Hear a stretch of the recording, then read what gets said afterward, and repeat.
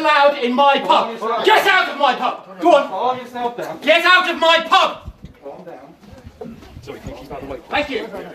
A British Prime Minister just crossed the unthinkable line. He openly mocked the King of England as nothing more than a man in fancy clothes playing dress-up.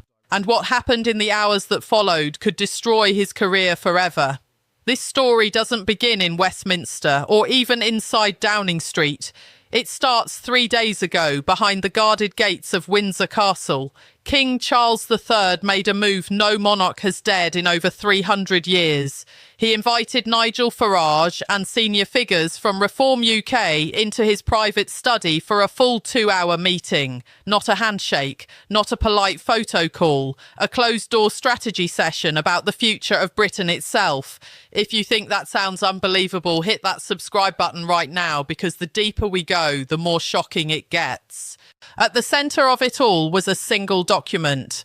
Reform UK had just published its new policy platform, Restoring Britain's Democratic Foundation. It was blunt. It accused Parliament of creeping overreach. It warned that the country's historic institutions were being eroded piece by piece. And it struck a chord with the King, who has long been known to brood over Britain's long-term stability. Insiders claim that during the discussion, Charles spoke just 12 words that lit the fuse of a national crisis. Perhaps it's time for fresh thinking in Westminster.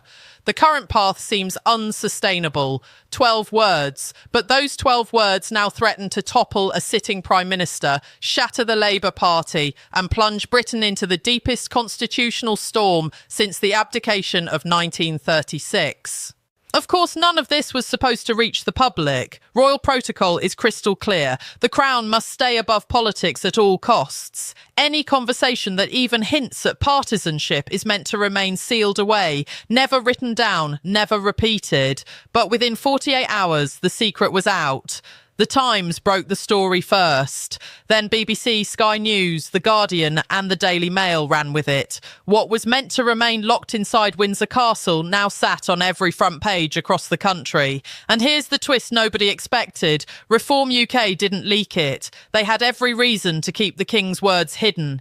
Instead, Palace whispers suggest the story came straight out of Downing Street. Furious Labour MPs, angry enough at their own leader to damage him, allegedly passed the details to journalists to embarrass Starmer.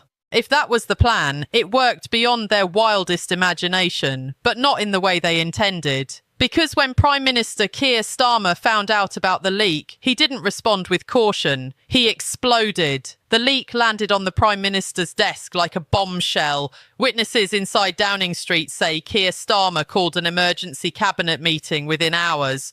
What unfolded behind those doors stunned even his closest allies. Starmer stormed into the room, eyes blazing, a stack of briefing papers clutched in his hands. He paced up and down, slamming documents onto the table, his voice rising with every sentence. Deputy Prime Minister Angela Rayner later told colleagues she had never seen him like that before.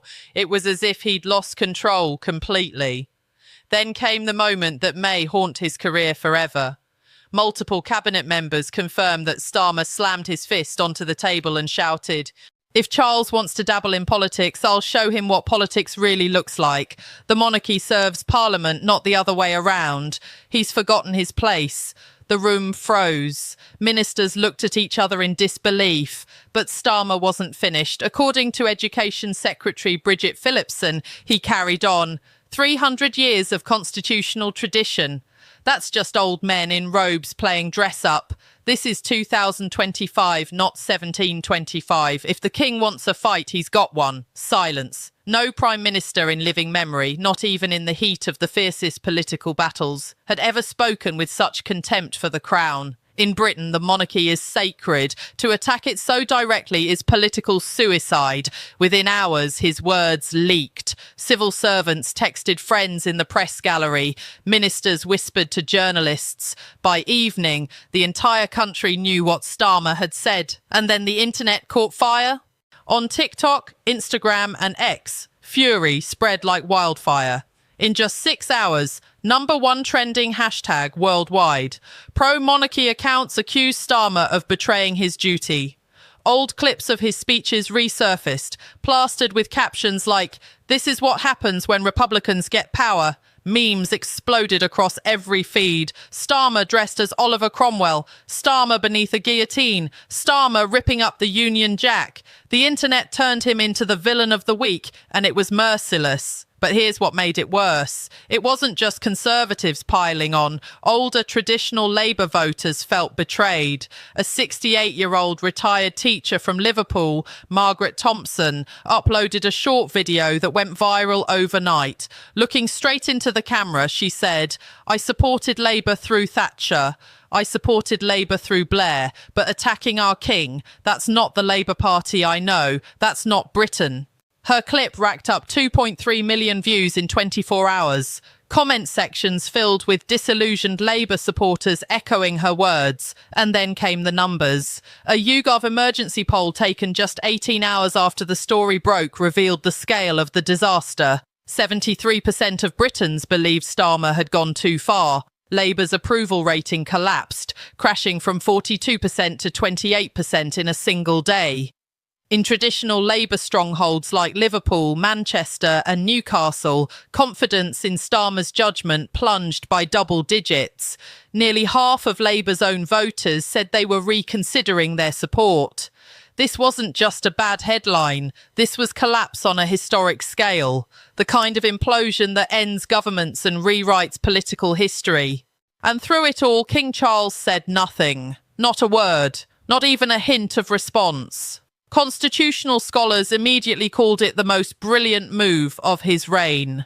Professor Sarah Matthews of Oxford University explained, "The monarchy survives by staying above politics." By keeping silent, Charles allows public anger to build against the Prime Minister while the Crown looks calm and dignified. Every hour he says nothing, Starmer looks more reckless. The contrast is devastating. Inside the palace, whispers spread that Charles was personally hurt, saddened that his office had been dragged into partisan crossfire. But outwardly, he projected nothing. No emotion, no reaction, only quiet dignity. And that silence made Starmer's fury look even more unhinged. Inside Labour headquarters, chaos turned into open panic. Overnight, a WhatsApp group called Damage Control ballooned to more than 40 members of Parliament. Messages flew back and forth. Should they defend him? Should they distance themselves? Should they replace him? Veteran MP Diane Abbott reportedly told colleagues, "In 40 years in this party, I have never seen a leader implode like this. He hasn't just damaged himself, he's damaged all of us." Names began to circulate: Angela Rayner, David Lammy, even whispers of Ed Miliband returning as a safe pair of hands interim leader. The mere fact that succession was being openly discussed told the story.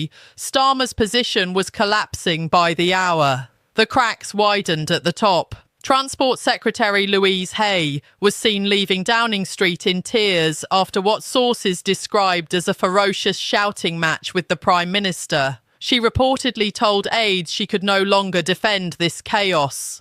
By week's end, Labour had sunk further to just 26%. Reform UK soared to 24%. The Conservatives held steady at 32%. For the first time in British history, Nigel Farage was within striking distance of replacing Labour as the official opposition.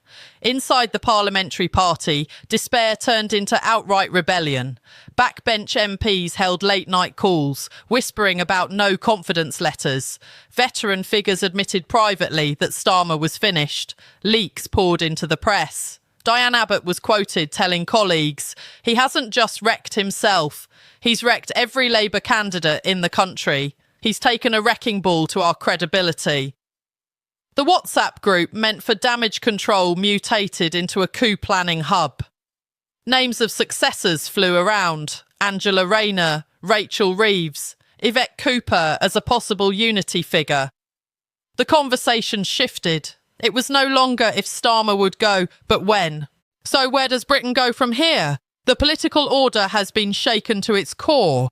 Labour is shattered, split between loyalists and rebels, with its leader clinging on by the thinnest of threads. The Conservatives, once fractured, suddenly stand tall as the only stable force. Reform UK has risen from the fringes to the very centre of power, fuelled by outrage, donations and new supporters. And the monarchy, so often doubted, now stands taller and more respected than at any time in modern memory. This wasn't just a scandal, it wasn't just a meltdown, it was a turning point in British